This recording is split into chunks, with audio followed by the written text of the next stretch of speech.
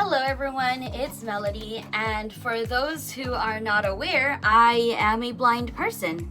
And I'm really excited because today I got a blind Barbie off Amazon, and I'm really excited to actually get a chance to, open the box and see what she's about and compare the accuracy from my daily life and my daily experiences. So I'm going to be flipping the camera around. That way I can actually hold the box up more accurately.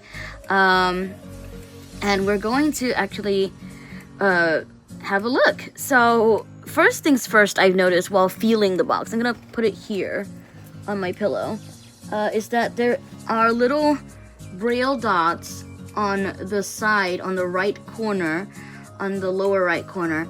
And if I use my hand to read it, it says Barbie on it. So I think that's a really neat touch. That's really cool. Though I do wonder why they put a very specific kind of braille on it. So for those who don't know, braille has two ways of writing. So there's like normal ways, like where you just write like letters. And then because braille dots are super big compared to regular text, they actually tried to make reading faster by shortening some of them. For example, this symbol over here, I'm not sure if you can see what I'm touching. This finger over this symbol over here represents two letters, not one. And from my experience, it's something you learn later in life when you are a braille reader. So yeah, I think it's really neat that they made the word Barbie readable in braille. Though I think it might have been better if they didn't put the two-letter thing. They're called contractions because if this was owned by a younger child, they might not know what that means. I know I didn't until I was 8. So anyway, that's it for the braille thing. I just wanted to point that out because it's really cool and I think that's really neat. And I really like the packaging.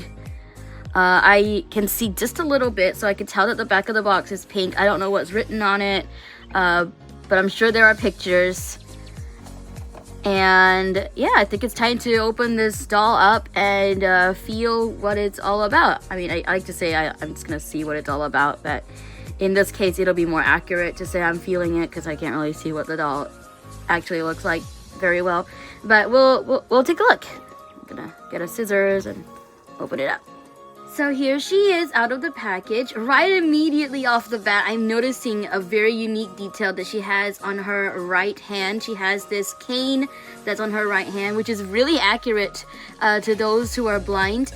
I really like that because a lot of depictions in media like to show a blind person with a guide dog, which is really cute and definitely gets more attention, especially from kids or people who like animals. But it's actually more common for the blind to use a cane because guide dogs can actually be really hard to obtain. They gotta train the dogs, it's really expensive.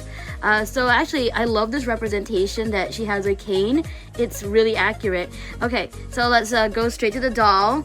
As she really seems to be very pretty, honestly. I can feel that there's glitter on her outfit. I like that they made that, textured so I can tell that there's glitter. It doesn't seem like there's glitter on the upper part of her outfit though, and that's okay because it seems like the skirt is really glittery and that seems really good to me. I can't really see the glitter, but I can feel that there's a lot of glitter, even at the back, and I love that. Her hair also feels, her hair also feels really soft. I'm noticing that they used a really soft hair material for this doll. I like that because it means that it's nice to the touch. And if anyone, there we go. Because the thing about people who are blind like me, touch is everything. And if you touch something, you know more about what the item is, what its quality is and everything, compared to, if someone just, if we can't see it, so it's the best way for us to identify something. So the hair feeling soft is nice. It adds a nice little detail to the overall experience. I'm noticing something about the face. We don't touch people's faces in real life, just a little heads up, but because I know people actually asked that before, like, do you touch people's faces in real life? The answer is no, but for a doll, I don't mind feeling the face. I'm noticing the eyes seem like a little smaller than a regular Barbie's. I'm not sure if it's because her eyes are closed or because they're trying to show that she can't see that well and they're just clouded over, but I'm noticing that detail, and that's neat. I love that they actually depicted her eyes differently. And also, going back to the cane, I'm noticing that it goes up to her neck. Like the length, it reaches from the floor all the way up to her neck. I'm not sure if you guys can see that. But yes, reaches all the way up to her neck, which is really accurate because a real cane, the right height for a given person, they actually have different lengths. So if you want to choose the cane, the right cane for a blind person, it has to go all the way up to their, around maybe here, like around their upper chest, neck area. So pretty accurate. I'd say it's a little too long actually, maybe just a tiny bit. But I do like the detail there, the length being accurate. The doll seems to be posable as well. She can bend her elbows, it looks like, because there's a joint here. I can feel that. I love that you can feel that. I know a lot of Barbies these days have these feelable joints, so it's nothing new, but I do like that. Even on the blind Barbie, because you know exactly where the joint is and you can actually feel it. You can't bend the knees though, I'm noticing, because these are not like the older Barbies where you can bend the knees, but that's okay. And of course, just the shoes. So, in all, I'd say this is a really cute doll. I would give it a 9 out of 10. The only deducting point is that I think that the cane is a little too teensy bit long, but I think it's not even that big of a deal. I think it's just, I mean, I've met people who have canes that are a little longer, that go up to like the cheek, but then it's a little too long. But most people have it a little lower, maybe around here.